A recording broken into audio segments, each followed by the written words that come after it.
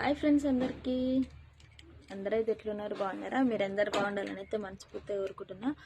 ఒక సిస్టర్ అయితే కామెంట్ పెట్టింది, మీ బాబుకి సపరేట్ అన్నం వండి పెడతారా లేకపోతే మీరు వండుకుందే పెడతారా అని అయితే కామెంట్ పెట్టిరు. ఆ సిస్టర్ కామెంట్ పెట్టింది, వీడియో కూడా చేయమని చెప్పింది. ఆ సిస్టర్ కోసం అయితే ఈ వీడియో సిస్టర్. నేనైతే మా బాబుకి సపరేట్గా అయితే ఏం చేయను, కాకపోతే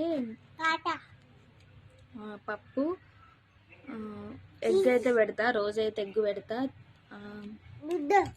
దుద్దు అయితే పెడతా రోజు. అన్నం కూడా సరిగా అయితే తినడు మా కూడా అసలు. ఎప్పుడో ఒకసారి బాగా పచ్చళ్ళు అయితే బాగా అలవాటు, కారం అయితే బాగా తింటాడు. ఏమో మరి మా వాడు ప్రెగ్నెంట్తో ఉన్నప్పుడు నేను బాగా కారం ఇష్టపడేదాన్ని, అందువలన మావునికి అయితే నేను ఎటువంటి సపరేట్ ఫుడ్ అయితే అసలు రెడీ అయితే ఎప్పుడు చేయలేదు.